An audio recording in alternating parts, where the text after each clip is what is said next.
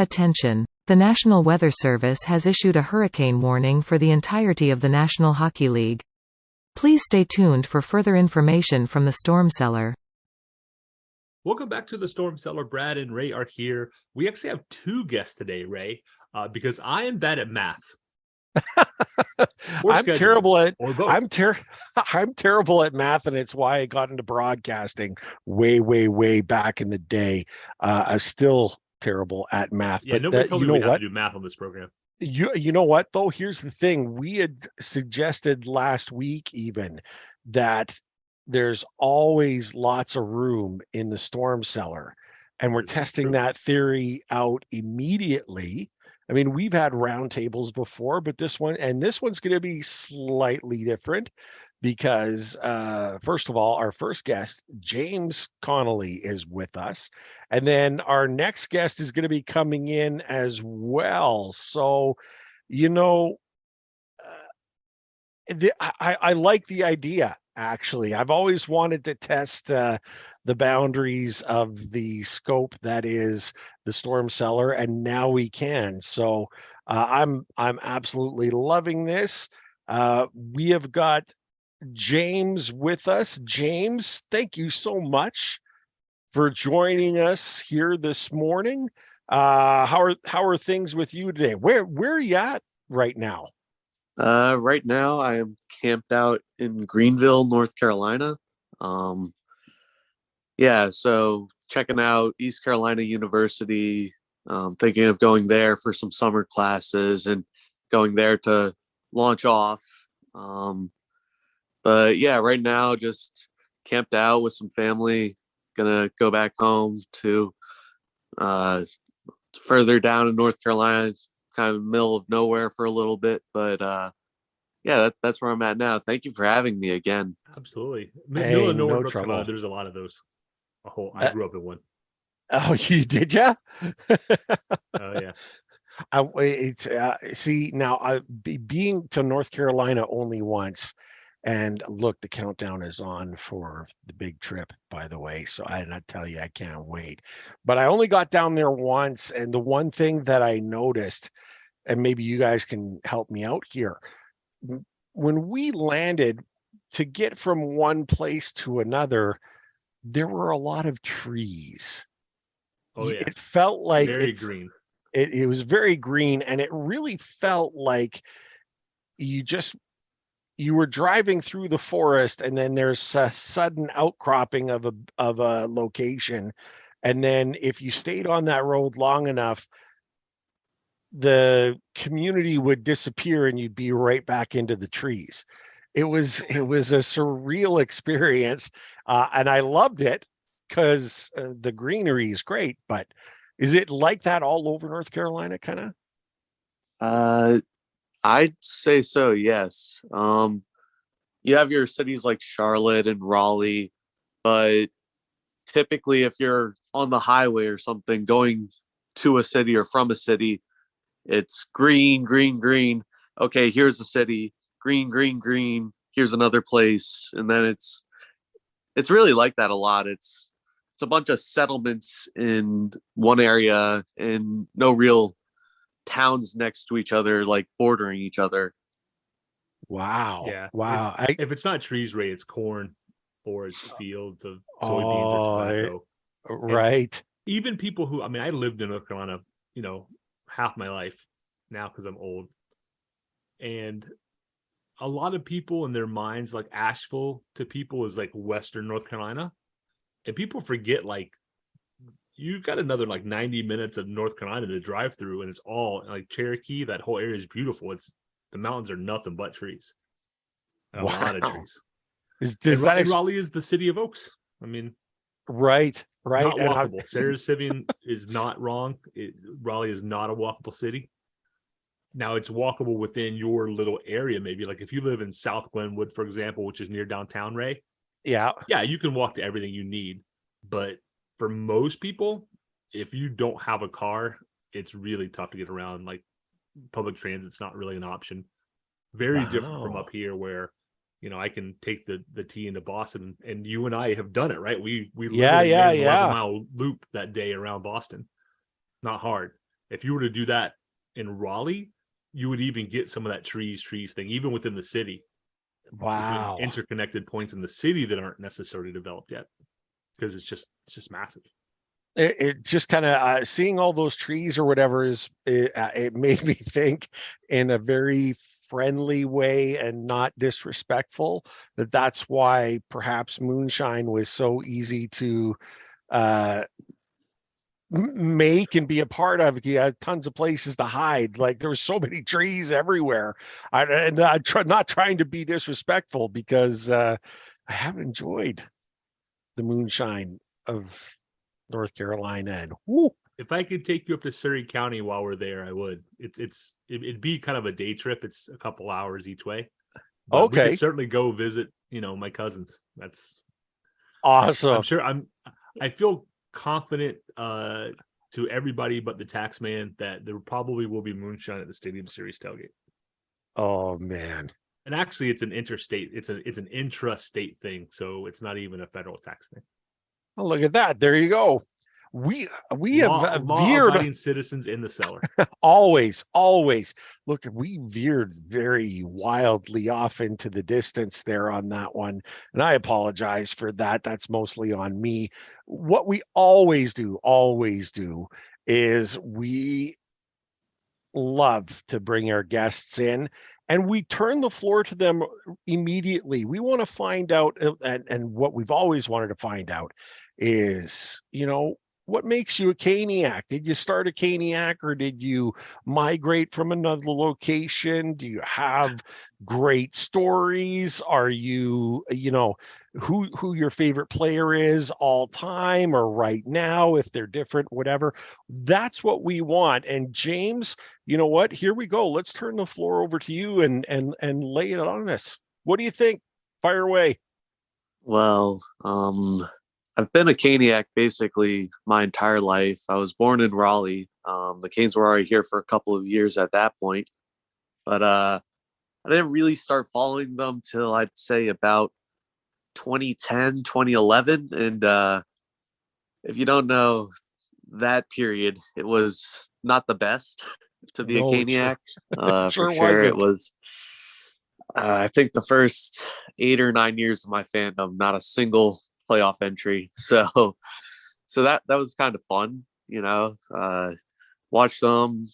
It was kind of the one thing I always did. I would watch the Canes, whether that would be with my grandpa or my uncle or whoever it was. But that was the one thing, just watching the Canes, and that was the one thing that I really bonded over with family. So doing that's kind of what made me a huge Caniac to begin with, was because that's who my family cheered for, and we got closer as we watched the Canes.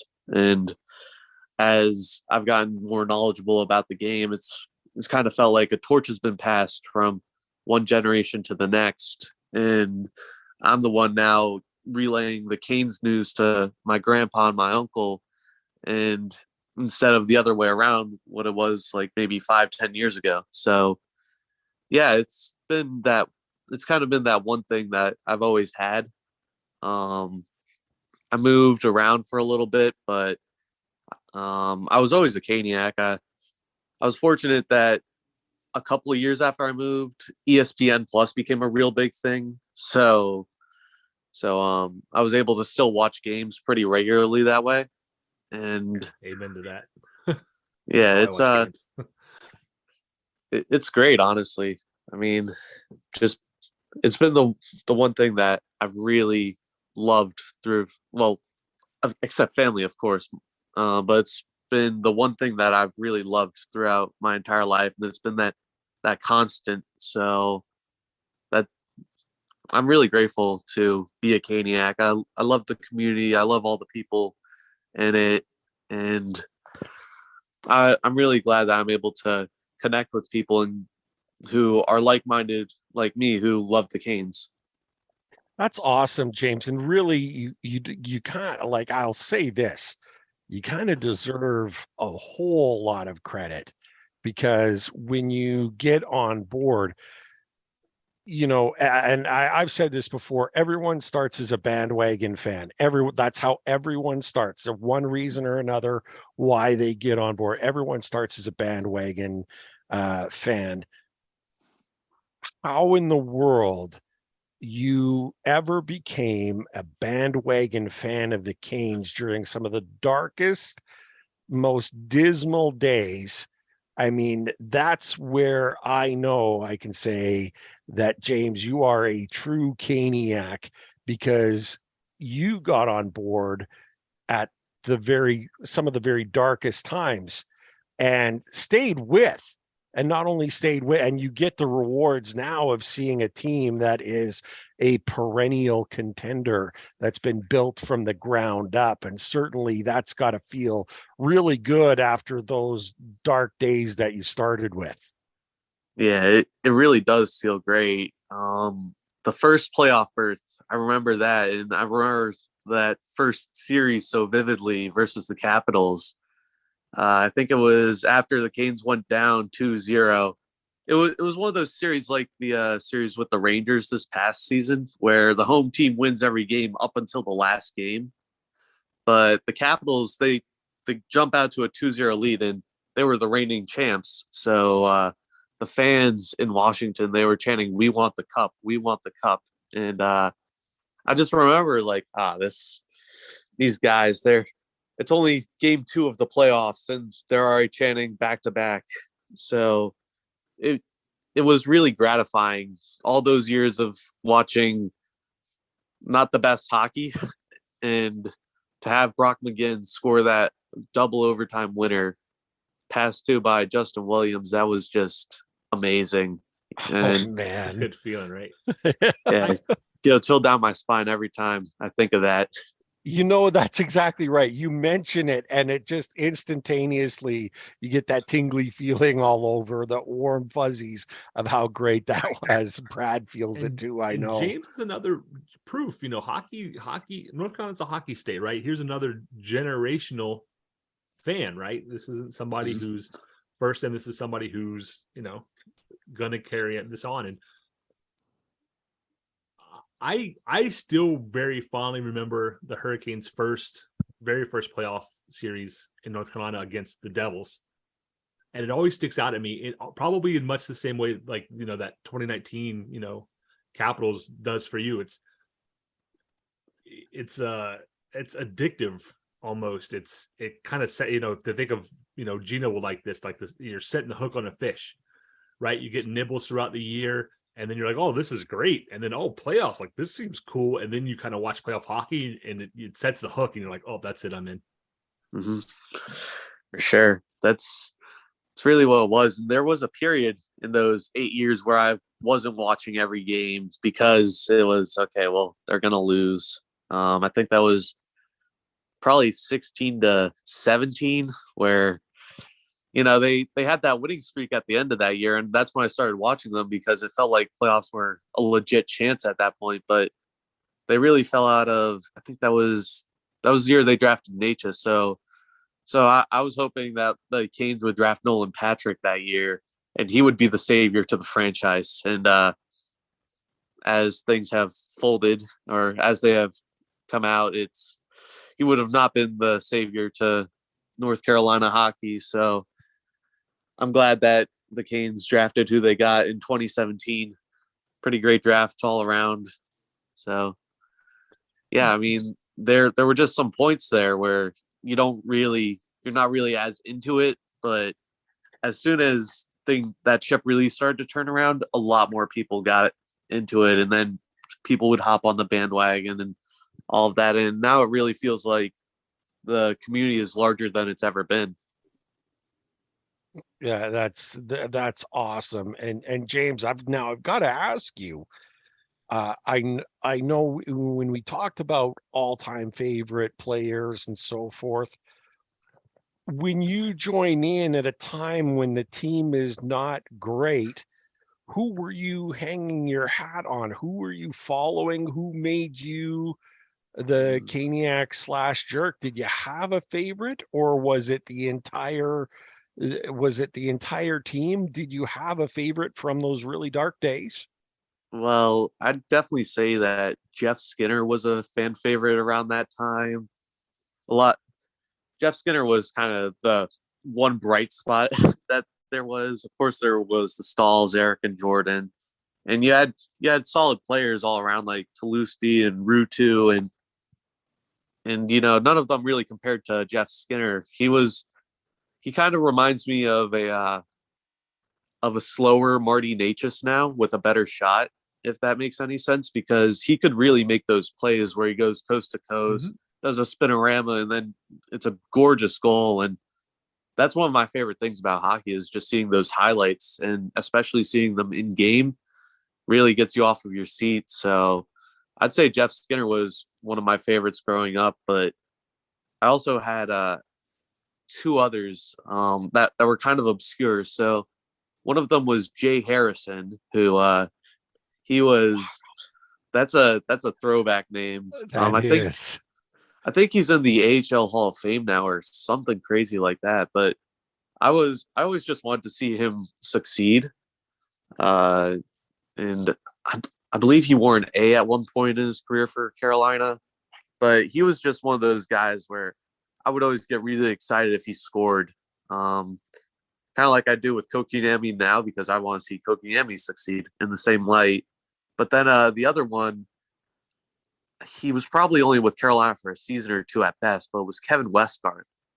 And wow, yeah, he was the goon. So I was excited to see fights and Westgarth being a goon. And I remember there was this one game, it was probably game 80 or 81 or 82, but the Canes were already out of playoff contention, and they played Pittsburgh, and Kevin Westgarth got 2 goals that game, and I was really excited, and I got a hat, and I was like, oh, he's going to get the hat trick. He's going to get the hat trick. And it was probably like an 8-5 game or something, and James Neal got a hat trick for Pittsburgh, and I was just crushed. I was like, that should have been Westgarth. So I'd say those are my 3 favorites. And then That's Cam awesome. Ward, of course. But those 3 specifically. Jeff Skinner is, and it's kind of funny. It seems he's a little enigmatic as far as how the fans either like him or don't like him. And I've heard some really negative things about Skinner on social media. No surprise, social media can be a cesspool, but he was one of my favorites too. My daughter loved him to death for the obvious reasons. My daughter's first Hurricane game, she was dolled up. We go down to the glass and she just couldn't take her eyes off of Skinner. And he looked like her age. That was the funny thing. She was only 13, but Skinner with the babiest of faces in the league. And it was just it's an amazing situation there. But he was great. I loved it. What he impressed me most with was his skating ability was just, this is going to sound strange, but just very graceful. He was quick, but he floated on the ice is what it seemed. And when he finally got those shots, he could really produce. And you mentioned Tuomo Ruutu. He was one of my favorites. I loved Ruutu. I really wished that he was one that could have stayed. There are a lot of great names that you threw out there. That was fantastic. Obviously, loving the Stars is, I don't want to say it's easy, but it's we all love, like, right when you say favorite Hurricanes, guys like Brendan Moore and Ward are going to be there. I always love hearing the lunch bucket guys that people pick, because there's always some more of a personal connection, I feel like, whenever you start to talk about those guys. And yeah, Westgarth, it was against the Penguins, and he scored 2 of the Hurricanes' 3 goals. Like, who would have ever imagined that was going to be it? Yeah. But when you pick out guys like that, I think when I think of like what constitutes a casual fans versus more serious fans, not that there's a value difference, But that's like one of those dividing lines, right?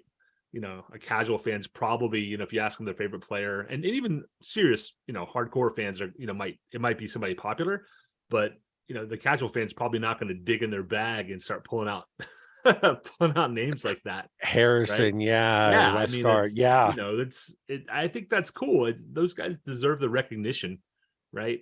no It's question. not, you know, as good as Aho is, he couldn't deliver a cup on his own, right? He's going to need help, and it's going to be, we're seeing this year. It's not just going to be the Necases and the Svechnikovs who are also well known. It's going to be the Martinooks and the Fosts, and the Nazans that, you know, are going to help put you over the hump. So I love hearing stories about this, guys. It's such a heavy lift when, you know, like when you think about Rod lifting the cup in 2006, and he hoisted it over his head really quickly and authoritatively, but understand that's probably the heaviest lift of all, in my opinion, in all sports.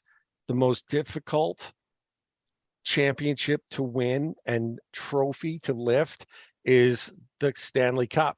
It's so hard to win, and you need contributions from everyone, literally everyone. Through some of the, I mean, how many stories do you hear after the fact about the injuries that people had? Even, and not even necessarily, even the teams that don't make the playoffs, you look at their lineups, and at the end when they're packing up their gear and stuff, it's the garbage bag day, I think they call it.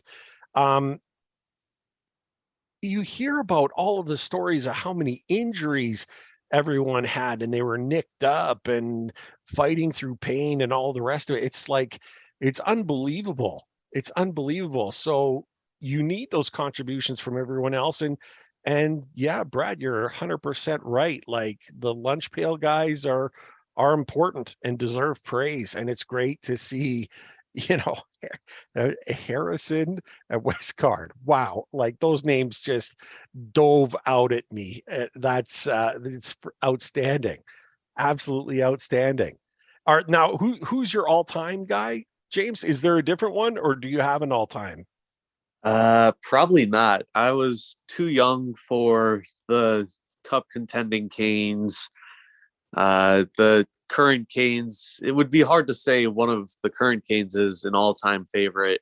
I'd say if there were to be one, it would be Cam Ward, just because he was such a solid backstop for however many years he played, over a decade at least, for Carolina. And I remember John Forsland just saying, Cam Ward says no. That's an amazing call every single time.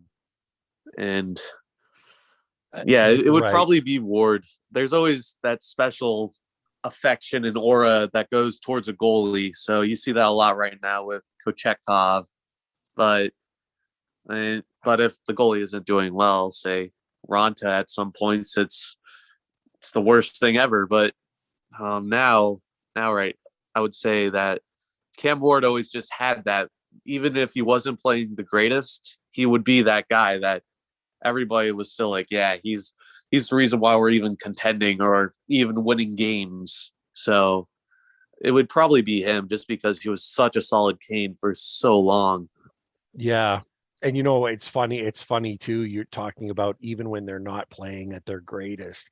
Mm-hmm. It's funny what a Conn Smythe and a trophy, Stanley Cup in your rookie year can do for you kind of get, it's I don't know if this is the right term for it, but it's the carte blanche. You know, really, whatever you do after that, it doesn't matter. You are it. You are always going to be it. And that's how I see him, like Cam Ward. I mean, you got the historical connections that you have, but Cam Ward, I mean, everyone on that team, frankly, never have to pay for a steak or barbecue in Raleigh in their life ever, right? Because of the cup win. Yep, for sure.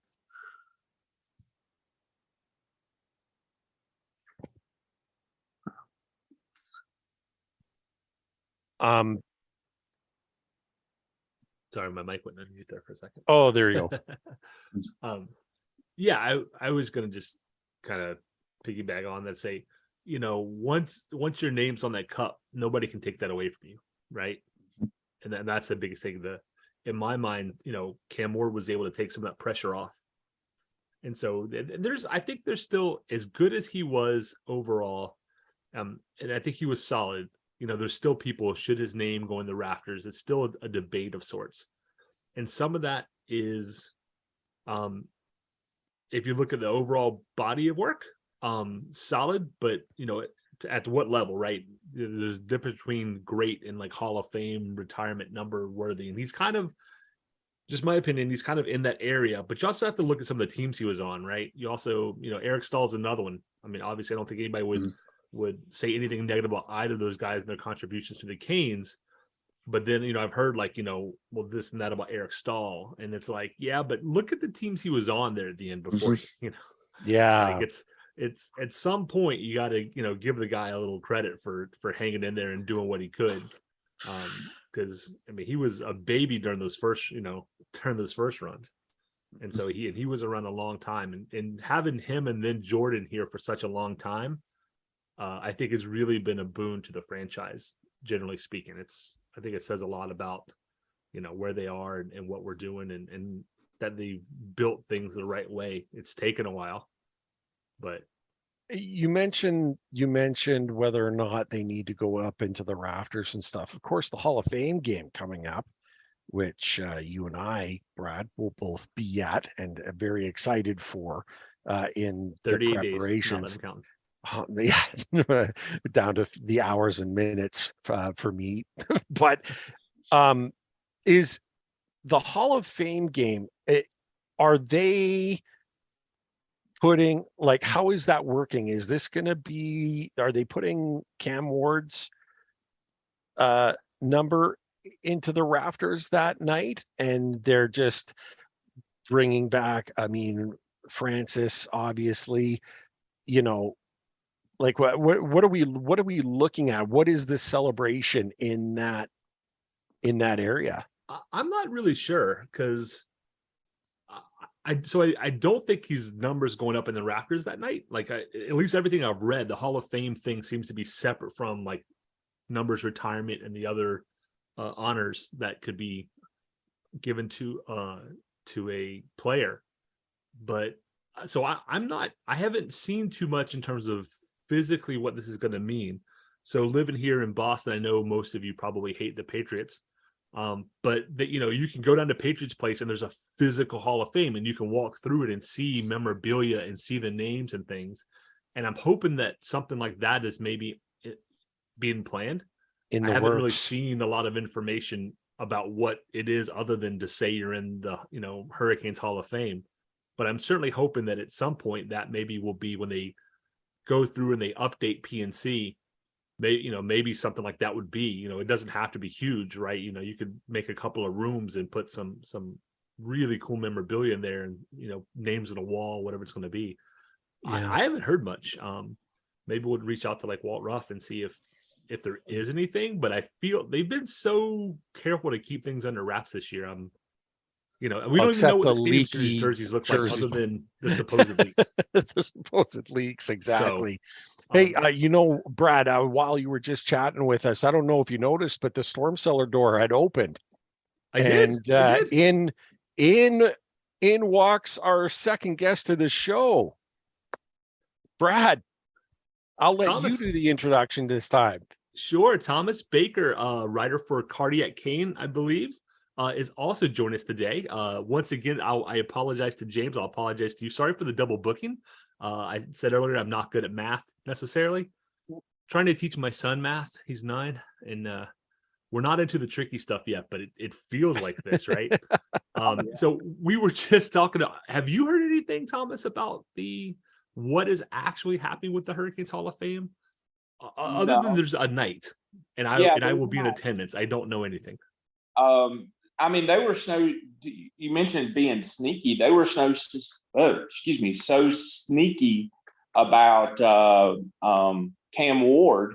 They said he was coming in for some kind of other interview, and Rod came in and said, "Oh yeah, by the way, you're in the Hall of Fame." I'm pretty sure it was Rod. came in and said, "Oh yeah, you're in the Hall of Fame." So I think they're being sneaky. It's fun though. I like that. I like the sneakiness, the element of it, because you get surprised, and surprises are cool, or at least in my book. Best social media team on the planet, and Mike Foreman is part of that group, and his folks, I think, overall do an awesome job. He's the most public person I can think of. But so I don't know, Ray. We're a little in the dark, I think. Okay. But I'm anxious to see. I'm anxious to hear more. I'm really anxious to see the Stadium Series jerseys officially be released, because they're pretty meh to me. I'm not super excited about the leaks that I've seen, unless, and I said this on Twitter, if they go with like red numbers and like white stitching, like thick white stitching that really pops, that would be beautiful in a big stadium like that. But if they go with just the black numbers on the sleeves and just dark red with black stitching on the back, they're just so dark. I don't know how we're going to see anybody. Yeah. That you'll have, the only way you'll be able to tell, who is who out there is a fancy dangle or a blistering shot from, you know what I mean? Like that. Oh, there, I was looking for Necas. There he is right there, just based on the shot, identifying him out. So it's going to be awesome. Now, Brad, just for, and this is the problem when we throw things together at the start of it. Just before we start the show all the time, I need a kind of a reminder here. Or do we want to get Thomas to give us the lowdown on his involvement and his history now, or do we want to save that to make the introductory sandwich? So Thomas, let's have you introduce yourself real quick, and we're going to make it a sandwich. So we started in with James's story. Then we're going to kind of round table a little bit, right? We have a few things we want to discuss with the both of you. And then we'll come back to Thomas and let Thomas tell us more of his story toward the end. So we kind of get Caniacs on the end and then a little meat in the middle. Love it. Sure. Well, I'm Thomas Baker. I am here in Raleigh. I work at a university here. I'll say quickly, I'm new to Caniac writing and Canes writing, but I've done some stuff in the past, way back. Long story short, ended up in daily fantasy baseball pretty early on when that was working, and so I'm kind of used to the writing aspect of it. But yeah, that's me. Fantastic. This is the two sport guy. We got Bo Jackson joining us in the show. I got that. Daily baseball is such a grind because it's just every day you've got, so many things going on. And the guy that got me into it actually helped me get into hockey. I'll save this for later, but we both laugh at it now. We should have been doing other stuff to make our careers better, but we were, loading up the lip with the skull and writing baseball stuff all summer long. Yeah, sometimes you need to dip. North Carolina thing. What's that? I said not an uncommon North Carolina thing. Oh, geez. But yeah, when you have to switch sides so frequently, you need to. And so we both did. We both had. So I was more of a big league chew guy, to be honest. Oh, yeah, me too. Why do I hear Shorzy in my ears asking me for a dip? Yeah. I don't know. I don't know, but okay. Not a dip? So yeah. Huh? What? Let's get into it. Let's talk All-Star game. Yeah, the All-Star game. This, as always, some people are, all about it. They love the skills competition. They love seeing the very best of the best and so forth. But and then there's others that, like Tortorella said, and I can't use his exact words, but who cares not what happens, doesn't pay attention, at all. I mean, that's Torts, right? What do you expect from No him? fun. But Torts doesn't like All-Star games. Shocker. exactly, it's another news. Water is wet. But what? First of all, we should say congratulations. Andrei Svechnikov gets the pick. They automatically select one player per team. Everyone gets represented here at the All-Star game, and Svech was the automatic selection. His first. Let's get everyone's thoughts about this. Because what happens after is the fan voting, and we'll dive into that as well too. But let's start with the selection of Svechnikov. Yes, no, what do you think, James? Why don't you jump in with this one here? Are you happy with his selection, or did you think it was going somewhere else? I mean, I personally thought it would go to Necas, but I have no gripes with Svechnikov being the Canes All-Star, and I honestly believe that Necas will be a fan vote because he's just that good. He's one of those players that you want to see in the fastest skater competition because, in my opinion, he's one of the fastest, if not the fastest players with the puck on his stick.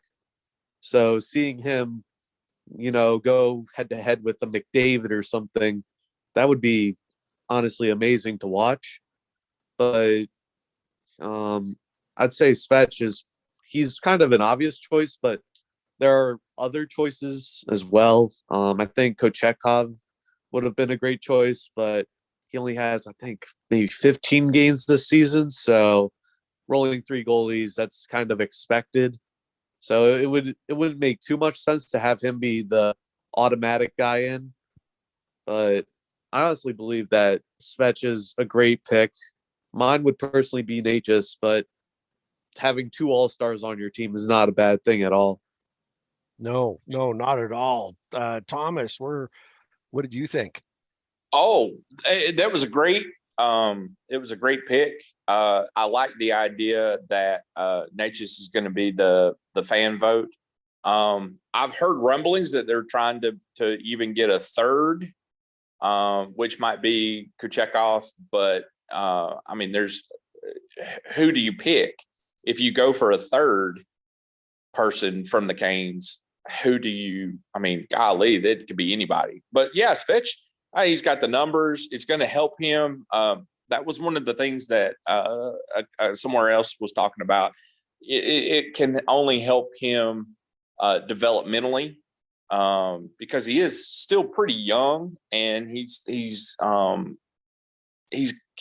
elements that he could work on, and being around all-star caliber players for that kind of an intense, condensed area or period of time will be helpful for him to come away with some tweaks and some things that he could do. So yeah, it's a great pick. If Necas makes it, that's awesome. If Kochekov makes it, that's even cooler. But anybody could play. That's the Hurricanes way. Anybody could be the All-Star if you had to pick the day. Brad, what do you? This is silly for me to ask because, of course, I think you've got 25, 26? No, I think you have 37 Svechnikov jerseys. So pretty close. Yeah. So clearly you're happy with the pick. I'm very happy with the pick. I think it's well deserved. He is turning into the new breed of power forward. He can hit, he can play defense, he can score, he can pass, he can do it all. Would Marty Necas be an excellent pick? Absolutely. I think the kid's had a wonderful season. I think Svechnikov's season he's not scoring at quite the same pace as Necas, but I think in general he is bringing more.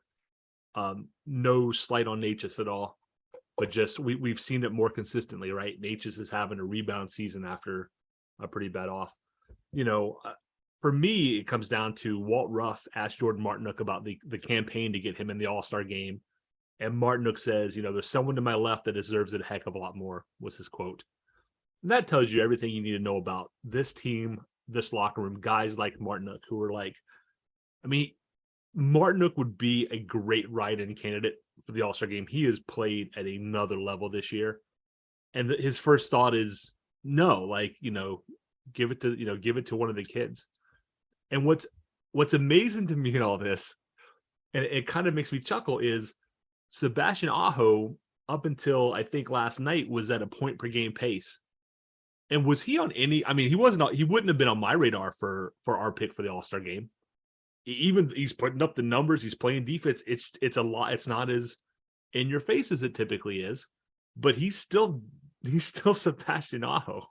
But Yeah, I think if you asked almost any Caniac, they would have said Svechnikov and Necas probably 1 and 2, right? It's thank goodness we don't have any star players on the team, Ray. That's all. isn't that nice? Yeah, yeah. It's nice to not have any of these any guys to have to worry about, because otherwise we'd have a real conundrum on our hands. And yeah, we don't have any all-star caliber players on our squad. And we want to hear from you. And I'm going to piggyback on that and say, what do you think about the 1 person per team rule? Okay. Plus the fan votes, because that's one that people tend to be on one side or the other. I know I have my opinions, but I'd like to hear kind of what you, and then we can go back to James and Thomas, have to say about, does every team deserve to have somebody in the All-Star game? Sure. And look, so as far as I'm concerned, I'm very happy with Svechnikov as a pick. For me, I, like James, probably would have gone with Necas instead, not to besmirch Andrei. He's been lights out. He's been tremendous. I love the big hits. I love the great shots. So, but Necas has just done something that, he's got lightning in a bottle type thing, and he's not letting go of it. You know what I mean? Like, he is playing absolutely up to the caliber that you and I, Brad, had always said that he had, always believed that he had. And so that's, he just had to believe it, right? He just, isn't that the truth? Isn't that the truth? Now, as far as I am, I fully understand why you have 1 player per team. Do I agree with it? Not necessarily. However, I get it. The All-Star games are for the league itself, the NHL, to display to the world what they have as far as talent goes and so forth. And it kind of needs to be inclusionary. I'm starting to sound like Bettman here, but every team has a star. And the idea with the All-Star game is to generate excitement and so forth. And if you say leave stars off of, if you don't take anyone automatically from, Columbus, from Phoenix, from Anaheim or whatever, you're shutting the door to those fans to even care. You know what I mean? If they don't want to, most people want to watch their own players succeed. It was always exciting for me to see a Whaler on the ice or a Hurricane on the ice. You wanted them to do well. You know what I mean? So I get it. But how in the world can Leon Draisaitl and Austin Matthews and Necas and all of these great players who are not picked automatically to the team, there's a chance that those players don't get in because, and especially because of fan voting. I think there needed, if you ask me, you want player voting. Player voting should be the way to go instead of fans, just because fans can do some crazy, funny things. And social media is, the way you get your votes in is, there's a hashtag for it. And, that can just only be trouble in my estimation. And again, not every NHL player who makes it to the top, like makes it into the league, is a star in my eyes. I mean, they're playing in the best league in the world. But do we want another situation with, like we had with the Coyotes and Scott way back in the day, where, he's voted in and it just it kind of became a joke, the way the whole thing played out.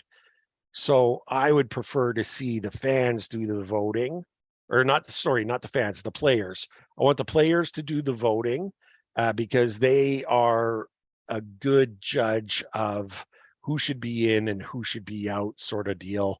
And maybe you have one fan voter player, like one, and you leave the rest of the players. That's kind of how I would see it. I mean, when I look at the Hurricanes and stuff about other players that should be in, this is something we say all the time, Brad. What about Slavin? I mean, Slavin is, in my estimation, the best shutdown defensive defenseman in the league. The best. That is worthy of all-star recognition that he's just not going to get. So, those are the things that maybe the players could bring to the fore in my estimation. But yeah, that's kind of where I said. I don't know. Thomas, we'll throw to you. Give us your take about how this whole voting thing is, one player per team. Do you like fan voting? Where are we at? I like the one player per team because at least two, you get to see,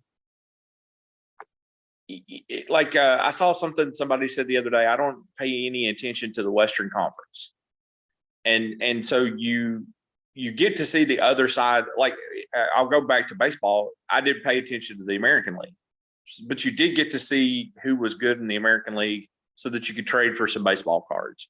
That's me as a kid. As an adult, I like the one player per team. I will say I had not thought about the players voting. The fan voting seems a little crazy because we saw the wind shift from Martinook, which I think is classy. That's a really classy thing for him to do and say. But then it got excessive with Necas right away. I wonder too if it would be cool to have maybe for the skills competitions, maybe you do send your best defensive player and go up there and do defensive drills.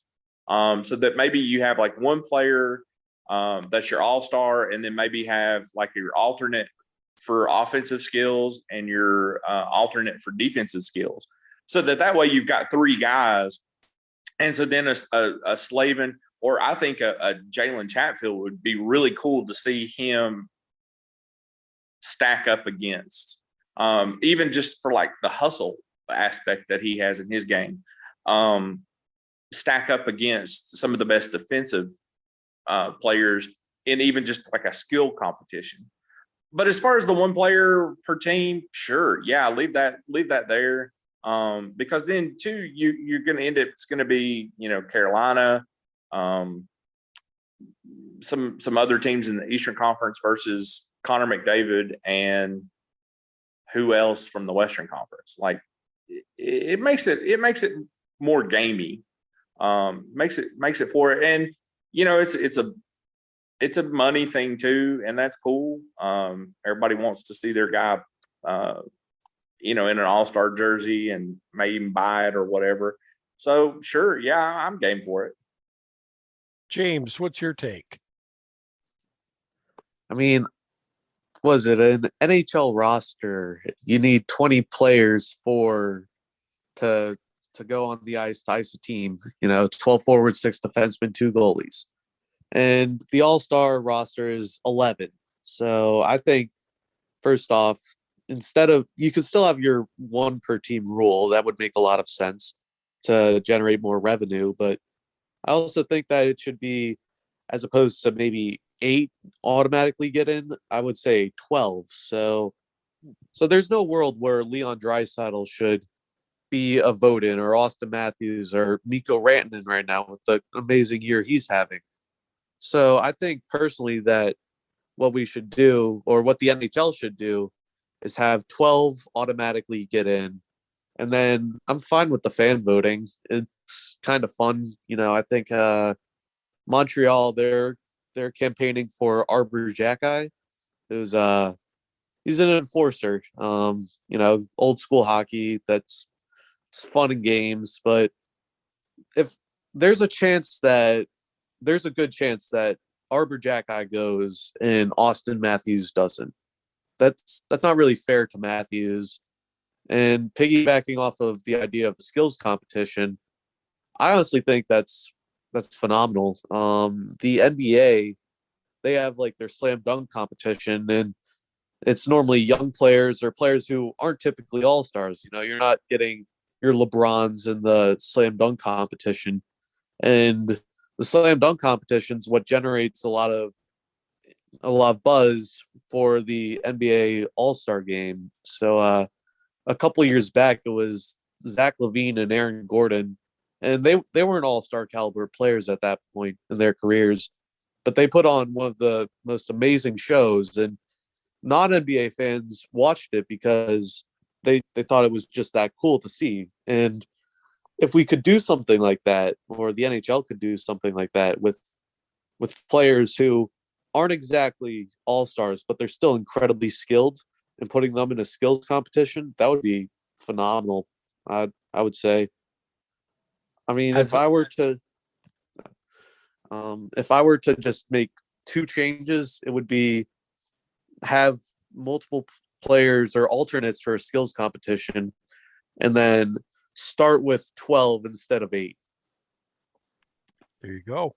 Now, as just a fun little thing I want to throw out there to you, if you were to compare, and I love that you brought up the dunk competition in the NBA. Here's more cross-pollination. My love of basketball sneaks into the show.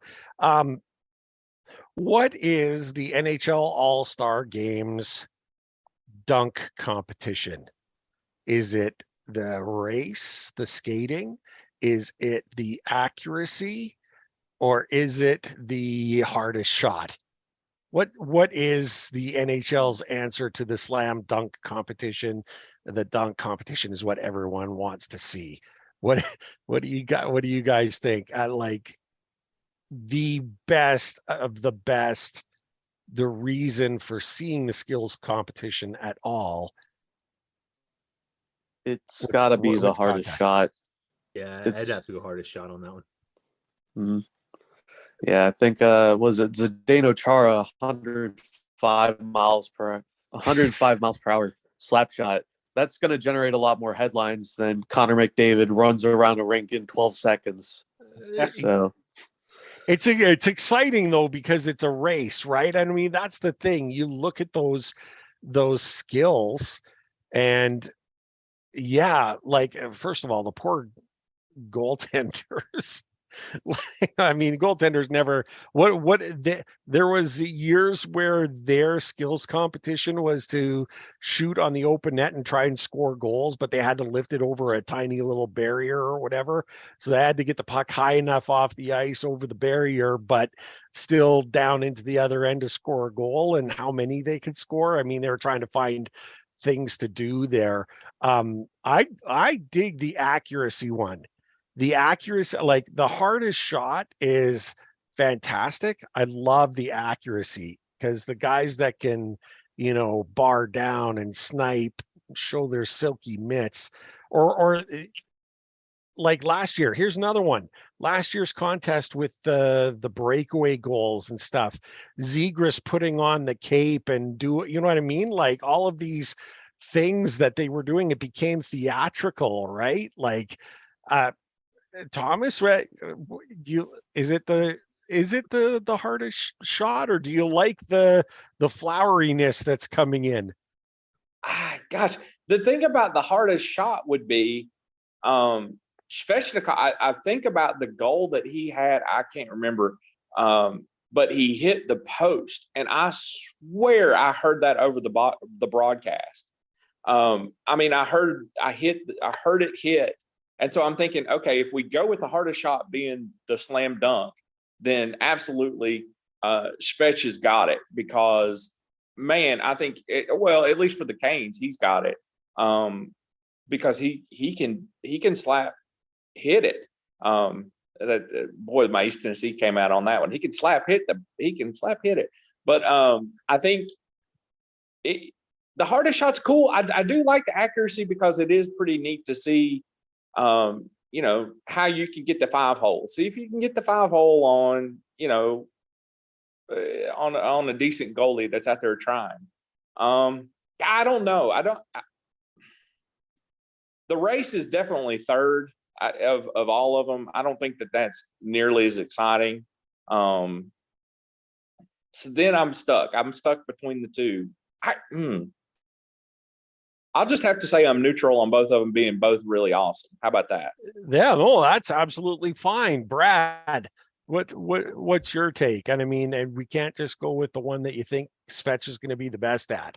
Yeah, that's true. So to back up, so real quick, just going back to the All-Star thing, I think you have to do one player per team, because otherwise you're going to have 3 or 4 guys from some team sometimes, and you know it's revenue. So regardless of if it should be the best players or not, it's a revenue thing.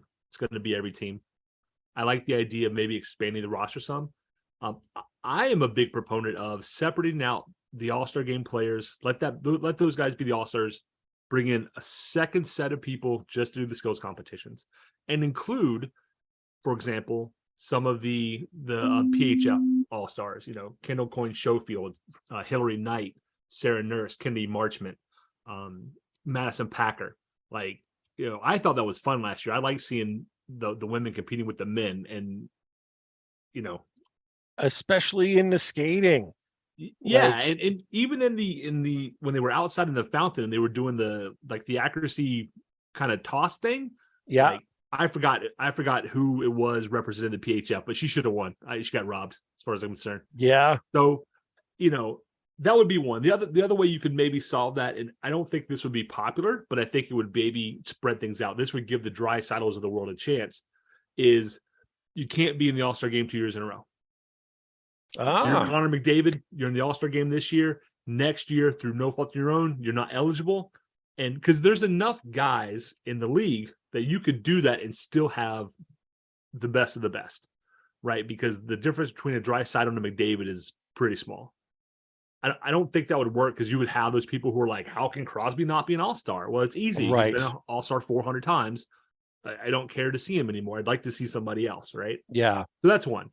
For me, the All-Star competition, I would rather have you bring in separate people from each team to do those skills who are the best at that. You know, when Svech goes to the All-Star game this year, is he going to have the hardest shot league-wide? He's not. Is he going to be the most accurate shot? He has a chance for that. Yes. Is he going to be the fastest skater? No. I would much rather see Marty Necas skate in the fastest skater competition than watch Svech do any of the three, because I know that Necas has wheels. And Svech is no slouch, but I would rather see the best of the best in those areas compete, and that would be more interesting. For me, the slam dunk contest would equate to hardest shot, because the accuracy contest to me is the 3-point contest in basketball. Oh, can you hit it? Can you put it in? Yes, you know, you're under the gun. It's timed. You can sink or swim. I actually like the fastest skater, maybe the best of the three of them. I do too. I like why. I mean, for folks who skate, you know, doing those crossovers or, you know, around the goal at the speeds they're going is not easy, and that's why you see most guys take a stride or two off going around the goal. I mean, they're moving. I mean, if you slip and go into the boards like that, it's gonna hurt, you know. Yeah. It doesn't feel as exciting maybe, but it's probably the one that I look forward to the most. And that's another place where, you know, if you're Al McGinnis and you're Zdeno Chara and you have a good stick that doesn't break and some height and some muscle, you can win that, right? That's some of that is built in physicality. Skating, a lot of skating speed and power is about technique, especially since they're starting from a stop. You know, acceleration is something you can be taught, you can improve, you can get better at. It's technique is really important in skating in the way that they do. And that's one of the things that I like to see, because I mean, nothing, you know, when I think of all-star memories, I definitely go back to like the Sammy Kapanen, you know, just wheeling it up 2 years, right? Fastest man in the league, and just being amazed at how quick he was. And then when you see it live, it's even more impressive. It doesn't translate as well to TV, but when you're front row at a game and Sammy Kapanen goes by you at full tilt, you're like, oh yeah. What was that? Yeah. I mean, he goes by so quick. You know, you brought something up that makes another reason why I love the skating is the hardest shot is equal. Like, it's how good is the twig that you're carrying? You know what I mean? Because the technology that they have, these aren't the, you know, the piece of lumber that they were swinging back in the 80s and stuff like that. Now all the carbon fiber and everything, it is the twig that you have really the issue. I mean, some of the smaller players in the league can really ratchet it up. I mean, it's, I don't know. Al McGinnis broke 100 with a wooden stick. Just throwing that out there. Can you imagine what if he would have had a carbon fiber? I mean, it's frightening. It's frightening. Ally Afraidy was another one too, who could just cannons, right? Maybe I'm mixing up my Al's. No, you were right. Because McGinnis was started to worry there. I'm like, no, Ally Afraidy too was another one. Maybe it's just because their name was Al. I don't know, but it was just sensational. Holy cow. Let's move from the All-Star game. I think we all enjoy the All-Star game. We like the contests. It'll be interesting to see how it all plays out. I hope it doesn't turn into a gong show. Let's just call it for what it is. Let's take a look at the last three games. And Brad, I feel like I have to apologize to Caniacs and jerks everywhere, because last week on Sunday, I was talking about the very real possibility that the winning streak could get to 14 because of the teams that were playing, and the only catch was getting past the Rangers in MSG. That was the only catch, because we could be up to 14 game win streak and really making a name for this team. And it's like I hexed them or whatever, because winless in 3 games, not pointless, but winless. Let's all take a look at the past week. This time I'll start with James this time to just kind of give his take, and then we'll go to you, Thomas, and then Brad, and then if there's anything left to be said, I'll jump in. But I want to get the recaps on your side. James, what did you think of this past week? Well, it's not the best week, obviously, but I thought the biggest problem with the Canes over the past week was their third periods. They were outscored in the third period of every single game they played, barring empty netters as well. So even strength or power play or shorthanded or whatever, just with the goalie in net, they were outscored every game. And if you're tied going into the third and you lose the third period, it's not a good winning recipe. So that was probably the biggest issue in my opinion, but there were definitely some bright spots within the team. I really liked how Kotkaniemi was playing. He played with a lot of hustle. He played with a lot of jump. He was playing with confidence, and the confidence is what I want to see from Kotkaniemi, because I honestly believe he has Marty Necas-like upside, where if he breaks through that mental wall, he could reach that next level. So that was really exciting to see, and he was one of the few bright spots. It really wasn't a good thing to see Nason go down, and I think we're really seeing how important he was to the power play, especially with no net front, because Svechnikov is a great player, but using him as a net front seems kind of like a misuse, but who else is going to do it? So that makes a lot of sense. Ran into a hot goalie with Nashville. That's sometimes that happens. You don't always put up 67 shots, and you normally don't lose those games. And I want to say the same thing with Columbus, but there was some light there. So the goaltending on our side was subpar, and the goalies that Carolina faced was they were playing great hockey. So honestly, the 5v5 game was very solid. The power play is actually almost heating up, I would say. I think they've scored a power play goal in every game this past week. But really, it boils down to the goaltending being a little subpar, but that's expected at points during the season. And if this is the worst it's going to get, and it's been worse before, but if this is the worst, then I have no real problems with it. And I think they've played solid games, and they can just build on that. What about you, Brad? What would you say? I think the penalty kill has been a little off. Part of that's goaltending. You know, goaltender has to be your best penalty killer. They gave up 3 against the Rangers. You give up 3 power play goals. That's probably an L. They also didn't score on the power play. They did score on the power play against both the Predators and the Blue Jackets, clicking at 33%. So there's life there. That's something.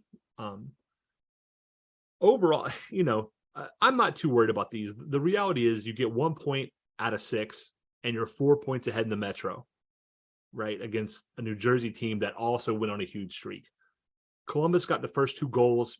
Max Pacioretty has rejoined the Canes as of, you know, against Nashville. They get 67 shots on Max Pacioretty night. I love it. That's awfully sweet of them to do. Wish they would have gotten a couple goals. Patches comes out, and he's on hattie-watch for the whole third period yesterday. He has looked amazing. I of all the things to take away from this week, I look less at the overall, because you're going to lose some. It's just the fact of life. But to see how Patches has seamlessly slid in and fit in with the offense so far, it's not perfect. It's much better than I thought it was going to be this quickly. That's the real kicker. He ain't afraid to shoot. And whereas Brent Burns shoots a ton and gets a lot of block shots, Patches he's shooting a lot, but he's getting pucks on net too. I think he had 6 or 7 shots, I think, in maybe both of those games. And the reality is, look, you lost 2, then you go into overtime, you get a point. New Jersey's behind you by 4 points. They have a 1-game win streak, right? The Rangers have an OT loss, is their streak. Then Washington's lost 1, Islanders have lost 2, the Pens have lost 3. The only team that's on a winning streak is the Philadelphia Flyers. And if the Philadelphia Flyers are the team that you're worried about, I don't know what to tell you. Like, Are they going to go on runs and stuff? Yeah. But my point is, the top 6 teams in the Metro, Jersey's the only team with a win in their last game. And it's a 1-game win streak, right? You know, the Canes are 7-2-1 in the last 10. The other team is Washington is 7-1-2. And everybody else is 6-2 or 5-4 or 4-5. It's gonna happen. It's the middle. It's the doldrums of the season, right? All-Star games coming up. You know, guys just got back from break. We just got Patches in. The goaltending, as James said, it's a little shaky. Kochikov is a kid. It's gonna happen. Ronta's not been himself. We don't know what Anderson's gonna look like. So I don't want to get into goalie stuff for a 3rd or 4th week in a row here, but like, you know, we're in good shape. Aho looks a little off to me. I wonder if Aho still has a little nagging injury from when he was out, if something's not quite feeling good for him, because he just doesn't look quite right. The good news is you swap Patches and Teravainen, and Patches is like, oh, I got this. I'm a goal scorer. It's what I do. And I now have a point per game in 2 games with the Canes. So Crazy, right? if you ask me like, hey Brad, if I told you were going to lose 3 games in a week, how would you feel? Because I've said many times that my personal day-to-day, how I feel about life is often dictated by my hockey team. I'd say I feel pretty good. This is probably the best 3-game losing streak that I've seen in a long time, in no small part to the general play 5-on-5 and seeing what is the potential of Max Pacioretty. So, what about you, Thomas? The Rangers game was going to happen. It was bad that it was the Rangers, but that was going to happen. Nashville, I was there, and there was. I walked out and thought we had 67 shots on goal. How in the world? But then I thought, wait a second, that guy was on his head. I mean, he was. Soros. He was on his head, and played unreal. The thing that made me most nervous about Pacioretty being back was the whole time I was thinking, man, he's getting physical. I hope he didn't rush back. At the end of the day, it seems like he hasn't, and that's great. But the whole time, every hit, I thought, oh God, it made me nervous. It was fun. It was a great nervous, but it really made me. It put me on the edge of my seat. And they against Nashville, they really played a good game. They just didn't get the breaks, and that happens. That was the one. Columbus last night, I actually have just looked at the numbers. I didn't get to watch it. But that seemed like maybe the most disappointing of a very good set of games. If you're going to, look at the silver lining, that was the most disappointing, but also very good overall. And you're right, like 3 games is losing 3 games is not bad if you're going to lose 3 games like you did. Yeah, and so I'm going to jump in because we've all touched on some great things, but this is going to sound like, and Brad, I apologize right away. It's going to sound like I'm the Debbie Downer of the group. There's a few things that really stood out for me in this 3-game losing streak, and it's the things that really we were able to avoid because of just the effort that everyone put into the 5-on-5 play that kind of got us to that point where we won 11 straight, some of them in overtime. Like we played great. But there's significant issues that we have to worry about. Number one, the penalties. I mean, I don't know how many times we have to say it. Svechnikov, I don't think I've ever been angrier with him than I was last night. Peak from Columbus must have done something, got under his skin or whatever, but he took 2 of the most boneheaded penalties that he could have taken, and both of them ended up to be the 2 goals that Columbus got out to the lead on. They were penalties in the offensive zone. The first one was an offensive zone penalty that was just a clear, you just lost your mind and thought you'd get away with it. The fact that we can't count on our power play is another issue to me. I mean, it's the special teams really right now. Yes, it's getting better, and I 100% agree it's getting better. But when it is not scoring, it looks awful. You get so tired of not even being able to gain the blue line on a penalty and on a power play, and it gets frustrating. I looked at, and Brad will back me up on this, Jarvis in alone with 1.5 minutes left in the game. He gets hauled down, doesn't get a chance to take the shot, and they give a 2-minute penalty instead of the penalty shot. I was losing my mind. Decline the penalty for 2 minutes and take the penalty shot. We got a better chance of scoring. At least we'll have the blue, at least we'll have the 100%. offensive zone. You know what I mean? And that sounds, negative or whatever, but it's just stating facts. They It's really just, miss Stefan Nason. yeah, Nason is just that was big. That injury in New York was big. And you didn't realize how big it was until after he was out. Like that's just that. Then I'm going to talk about the goaltending, and it was funny. Piotr had 2 soft games in a row where it looked like he had lost the crease. He had lost the net.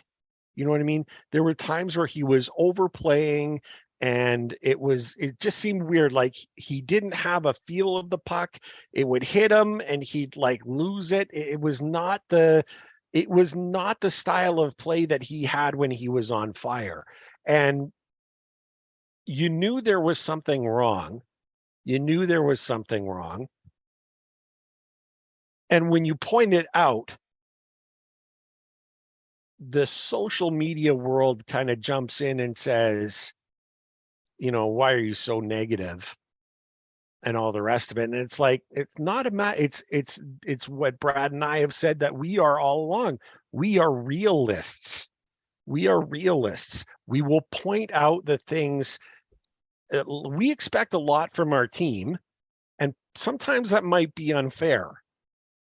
Sometimes that's unfair for how much we expect out of them, but they've set the bar so high. This is the joy and pain of having a team that is so good as this team, because the bar is set so high that the expectations become higher. And when they have an off night, it hurts. It really hurts. And there's a difference between saying Ronta didn't have his best night and what we often see on social media, which is, Ronta's in net. Oh, this is a loss. Oh, God, can't we trade him yet? No, Ronta's a good backup goalie. Yeah. Has he had the best luck this year? Nope. Is he playing Jennings caliber hockey right now? Nope. But you know what? Neither are 30 other starting goaltenders in the league. And it was funny. Yeah, it's, it is what it is, right? It's like you said, it's being a realist. The Did game have a bad night the other night? Yep. Does he that sure mean did. I'm worried about the next game? Nope.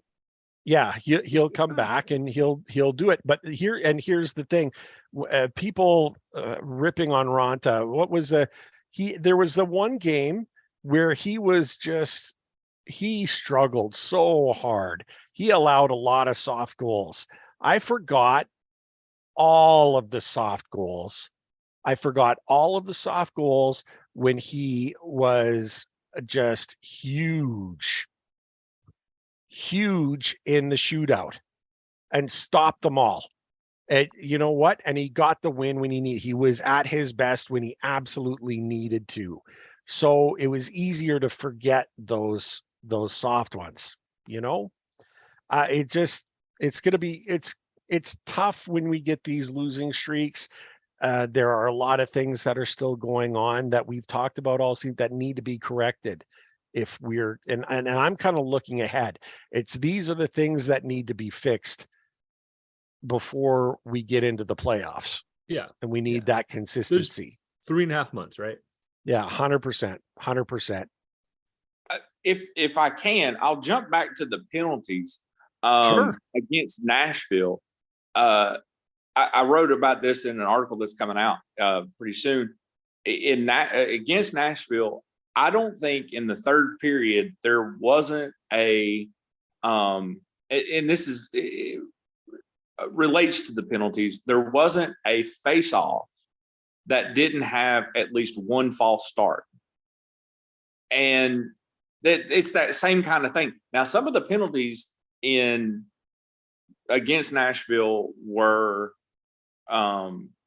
pretty garbage, in my opinion. The one against Martinook, the slashing against Martinook in the first period, I could measure. I was sitting that close. I got a good seat on this.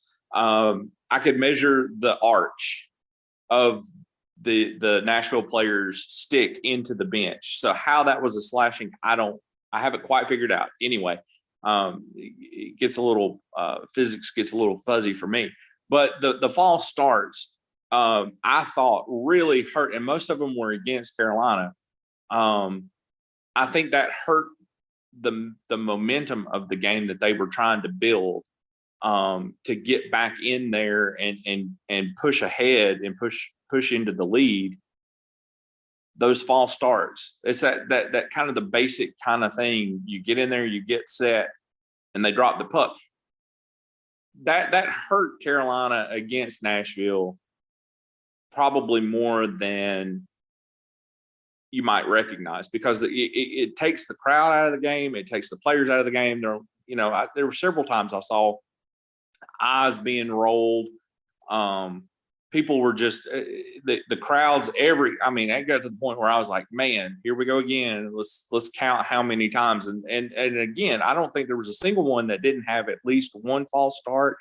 There were several that had two, and then quite a few that had three false starts on all the face-offs, and that just kills your momentum. Right. It makes it hard to drop the puck. Yeah, just drop it. Well, that's true too. Hard. Yeah, just and that became my chant, was just drop the puck and get out of the way. Like, come on, guys. Like, let them play the game, but also as the players, you've got to. Okay, he's going to be a stickler on dropping the puck. Let's just drop it and then go. Let's get set and then go. So I think the penalties didn't help with Nashville, but that momentum break didn't help much either. I think you're right, yeah, especially for a puck possession team like the Canes, right? Puck possession, winning faceoff is a core element of what makes them win. So, I don't want to dogpile, but you're right. The penalties didn't help, particularly in Nashville. They just didn't help. And to not dogpile, but to be realistic, it didn't help. So before we jump into Thomas's story, James, I don't know if you want to hang out with us for the rest of the show, but I wanted to give you an opportunity to anything else that you wanted to talk about or bring up or say before we move into a little bit of Thomas's story today. It was a pleasure having you, and I love hearing from like generational fans like yourself who, have shown like hockey is here to stay in North Carolina. It's not a new thing. We have North Carolina night coming up against the Devils on Tuesday, which I think is a great new night that they've added. Sometimes the nights I'm like, okay, I'm not a NASCAR guy. I don't care about NASCAR night, but NC that was cool. They're going to have the ice caps, some of the ice caps merch. They're going to have ice caps warm-ups. So hearing a generational fan like yourself come in has been really cool. So I wanted to make sure to say thank you, but also give you an opportunity, if there's anything else that didn't come up so far, to take a couple of minutes to speak your mind and say your piece. Dozens of people here. a little more than that. But. Well, yeah, I'd like to thank you for having me on. It's been a pleasure. I've really enjoyed it so far. Awesome. I tune into the podcast, not every episode, but a fair amount. I enjoy listening, and it's always fun to hear the stories and how people became Canes fans. You had somebody from Finland on recently, and that really struck out to me. And I honestly believe that Canes fans may have, like there are Finnish fans where we have Teuvo and Ranta and Aho and Kotkaniemi, and so there's a lot of Finns. But looking at the prospect pool, there's a lot of Russians, and I have a hypothesis that there's going to be Russians like that who are Canes fans for years to come, because there's so many prospects in the pipeline that are Russian. And honestly, I'd say that growing a global game will be a huge thing coming up for Carolina, and that growing out and seeing, hey, this guy is from this place and this guy's from this place. What is it? there was Latvia. So Zemgus Girgensons. Before John Scott, there was Zemgus Girgensons, and he was that all-star vote. And a lot of his votes came from the Latvian hockey fans in that community. And seeing the game grow globally is something I think everybody loves to see, and how there's going to be more players and doing all of this and that. But I would honestly just love to see the Canes grow a more global game. I'd like to leave with the fact that I want to see the Canes play in the global series next year, maybe against the Stars. They have a lot of Finns. That would be such a great Finnish matchup. Kane Stars in Finland. Yeah. I know they have a couple, but yeah, but it's definitely one of those things you want to see. You want to see the teams with the international stars get that opportunity. So it was the Predators in Switzerland, and I know they have Yossi, who's Swiss, and Nino Niederreiter. That still hurts. That wound's fresh, but he's Swiss as well. So I'd love to see Carolina go out, play in the global series next year. You know, if there's one more checklist, or if there's one more box to check off, it's the global series. They've done the draft in the 21st century. They've held the draft. They've held the All-Star game. They've held an outdoor game. They've won the cup. It seems like that's just the last mission for them. And I know they've had global series preseason games, but not like with the amount of Finns we have now. So that's a great way to wrap, because and you're 100% right about the Russians. Obviously, we have Svechnikov, Kochetkov. If Alexander Nikishin, the defenseman who's currently playing for us, who's our prospect in the KHL, comes over, he's a D-man. He's 6'4". They list him at 216, and he's 225 if he's an ounce. And that kid can shoot and hit. He is not afraid. And that could very well be the Russian segment of the population. Could definitely be our new, I definitely feel like we have a lot of Finnish fans, because, and the ones that we've had 3 or 4 now on the show. And they've all when I looked at hockey and I looked at Finnish players, and it's the Hurricanes and the Stars. And I definitely think that after a very long time that Carolina was afraid to draft Russians, because, we had a few guys who didn't come over. Now they're back to it. And, if in 4 years or so you can have Svechnikov, Kochetkov, and Nikishin over, I mean, holy smokes, those 3 guys, I mean, that gives you, a forward, a goaltender, and a defenseman that you could put up against just about anybody in the league. So that's a lot of star power, and a reminder that Raleigh is actually a destination now for players. And it wasn't always, but now it is. And there's every reason to come in for sure. 100%. So Thomas, so weird for us to not start a show. Well, we started the show with James, obviously, but Thomas has been speaking hockey with us, but we haven't learned anything about you. So yeah. Thomas, give us your, let us know what you do. Because I know you do writing for the Canes, and then give us, what's your Caniac origin story. Let's start there. Well, kudos for you guys, whether you plan this or not. You've got a generational fan that started the show, and a relatively new fan that's gonna end up in the second half. I did not grow up watching hockey at all. I am, if you can't tell by my accent, I am from the mountains. I'm from East Tennessee. We don't have hockey. I think Knoxville is the closest. I one time in high school got to watch the Predators practice, mainly because they were practicing in the same facility that the state swim meet was happening. And wow. I was there as a swimmer, and I was my high school swim coach was from Pittsburgh. So he knew hockey, and he was, we'd go over there and kind of watch it and everything, but that was it. That was my exposure to hockey. Until I moved down here I moved to North Carolina in 2013. And a fella that I was teaching with up in Virginia, he's who got me into the daily fantasy baseball. And he was like, "Hey man, there's a hockey team in Raleigh. He was going from Virginia. He was coming down from Virginia to Raleigh to watch, and he would come and go. And they actually moved to Raleigh, and I moved to Thomasville, North Carolina.